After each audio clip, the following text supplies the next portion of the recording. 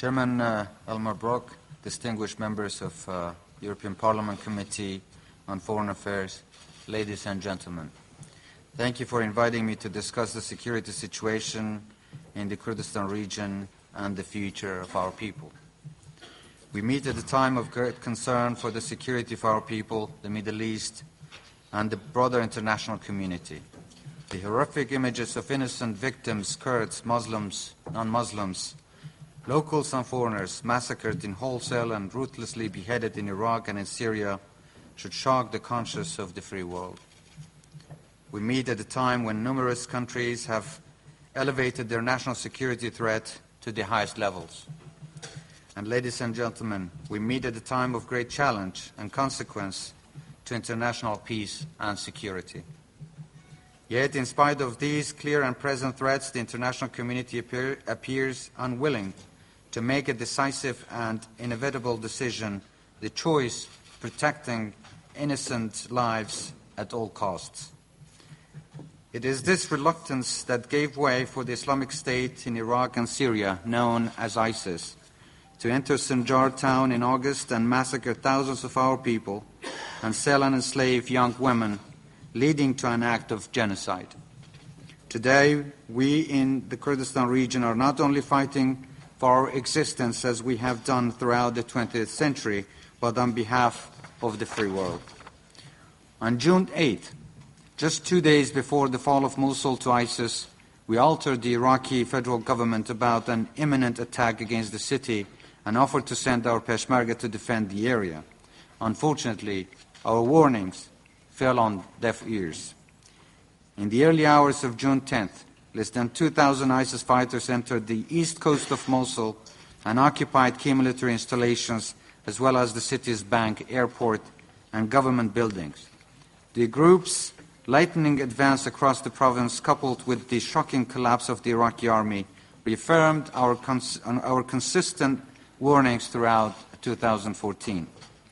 In the ensuing hours following the attack, 5 Iraqi military divisions and 1 federal police division completely melted away, and tens of thousands of troops abandoned their troops and heavy weapons. In a matter of hours, ISIS evolved from a ruthless terrorist organization to an unprecedented terrorist state.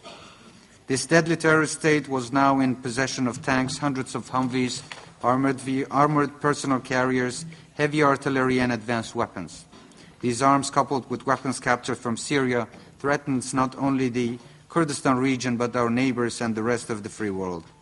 ISIS used stockpiles of weapons and fighters to advance, terrorize villages, minorities, and vulnerable families. Thousands were viciously killed in the wholesale, and tens of thousands of Christians and Yazidis forced to convert to Islam and abandon their sacred land.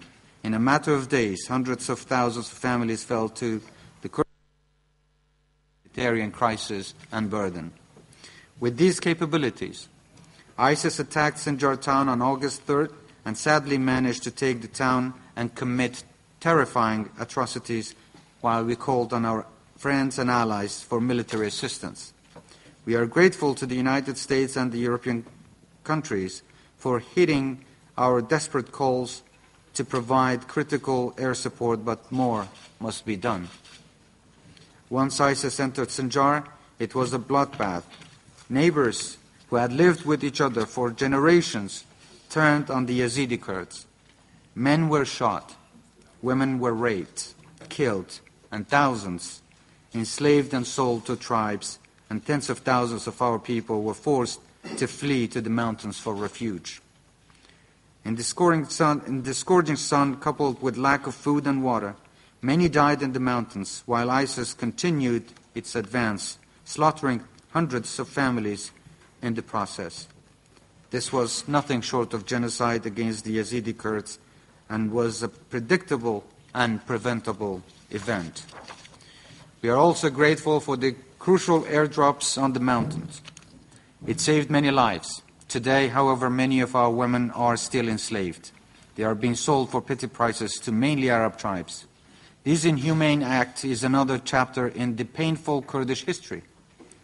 We have suffered from genocide, ethnic cleansing, mass and forced deportation, and from the use of chemical weapons. Since the attack, we have reorganized and taken back much of our territory from ISIS. But the war against terrorism will never be over. We will stay on the offensive against them until the fight is won. But it's not just the military capabilities of ISIS that should concern the free world and this esteemed body. It is the unparalleled financial revenues funding terrorism in the Middle East and eventually elsewhere. ISIS does not recognize borders, and it will not hesitate to attack when and if it can. To put this in broad terms, ISIS generates anything between 3 to 6 million US dollars per day by selling oil on the black market, Iraqi and Syrian artifacts and wheat. It receives money from donations, ransoms and taxes. It controls an area larger than Jordan. It possesses advanced weapons and it's fighting on several fronts. And thousands of foreign fighters from across the world, including many from European countries, are flocking to the Middle East to join ISIS. These foreign fighters not only present danger for the Kurdistan region, but potential threats to the countries of their origin. The direct threats from ISIS to Western countries should not be taken lightly.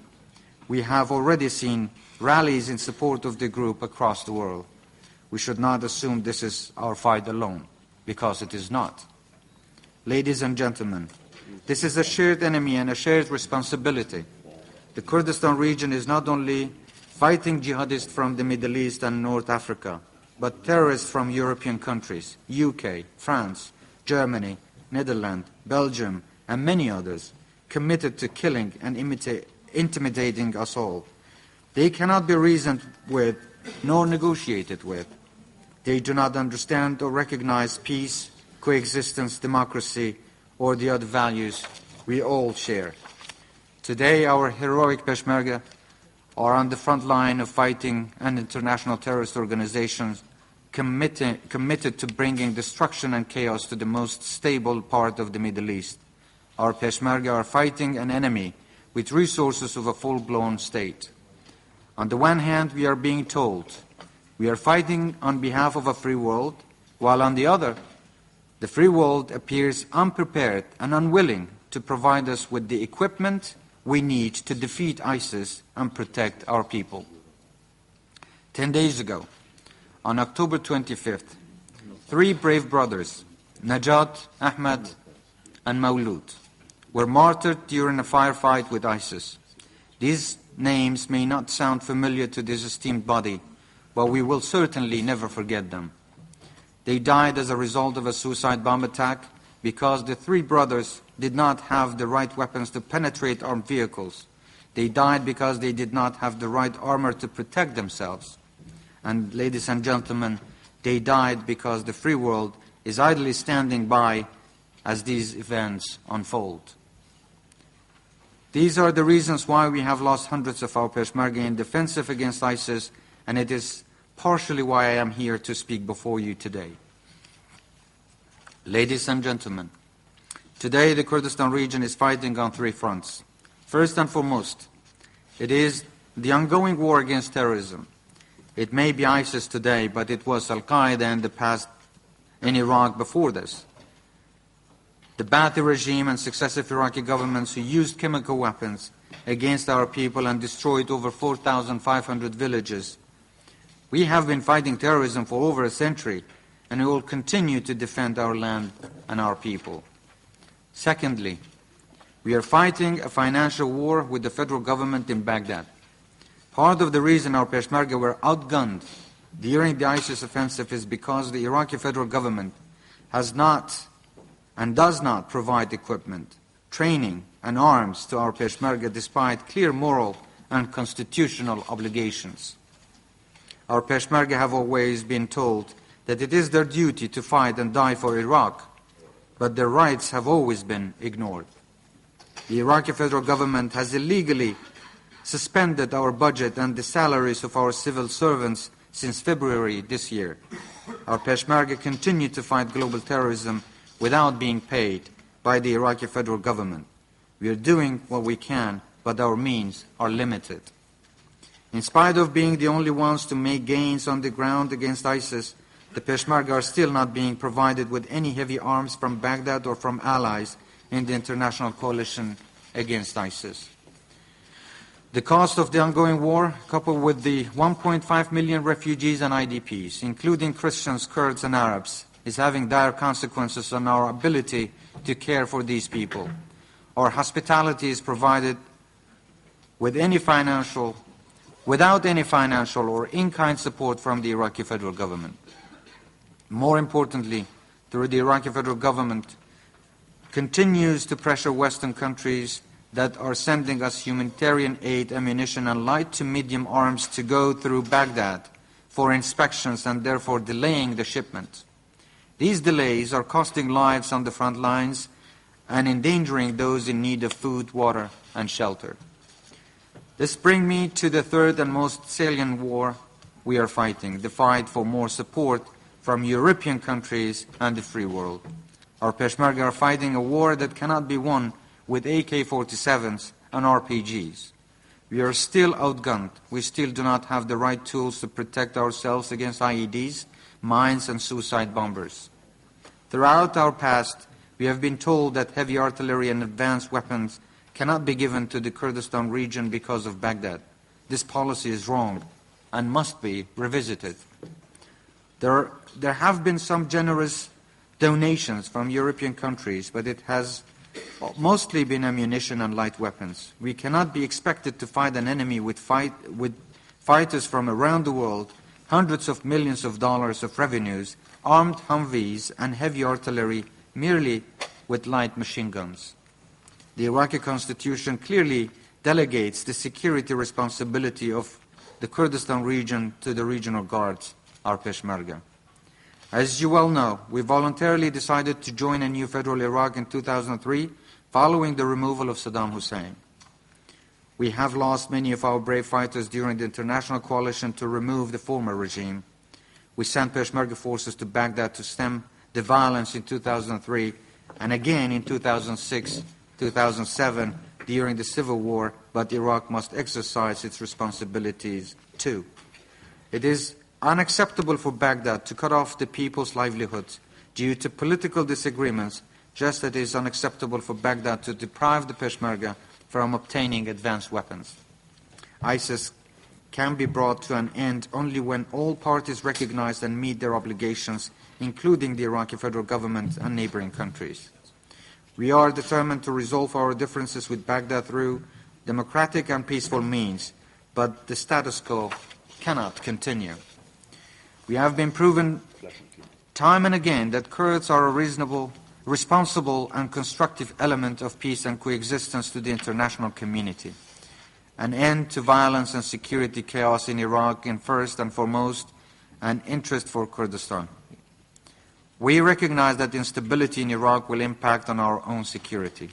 International terrorism requires an international response, and the Kurdistan region is on the front line of fighting the war on terror. Now is the time for the European Union to exercise its leadership role and increase its engagement with us. Our immediate duty is clear: to protect the Kurdistan region's democracy and defend its vibrant communities. But the free world must stand with us and provide meaningful support to our courageous Peshmerga. Ladies and gentlemen, the Kurdistan region is proud to defend freedom and our young democratic experience, but the European Union must work hand in hand with the Kurdistan region to identify an immediate strategy to defeating this terrorist threat so that you do not face them here in your capitals. We are defending not only the Kurdish people, but millions belonging to other ethnic and religious communities. The Kurdistan region has become a safe haven to those fleeing persecution from elsewhere in Iraq and in Syria, and a beacon of hope to millions of others. We have recently deployed Peshmergas to Kobane to go to the assistance of their brothers and sisters that are courageously defending the city of Kobane. Our government and institutions include men and women across the cultural, religious, social and ethnic divide. This is an experience that has been practiced for centuries in the Kurdish history and something we will continue to uphold and strengthen. Our experience is founded on the principles of coexistence and respect for human rights. We are not a threat to peace in the Middle East. In fact, we are an oasis of peace and stability in the region amidst chaos and uncertainty. In closing, and on behalf of the Kurdistan region, I would like to take this opportunity to express our gratitude to the European Union and its member states for its ongoing humanitarian aid and assistance to the hundreds of thousands of people seeking food, water and shelter in our region. We are looking toward the future with deep sense of optimism, and we will look toward the European Union for more support and engagement. Thank you again for giving me this opportunity to speak before you today. And now I'll be happy to take any follow-up and any questions or comments if you may have. Thank you, sir.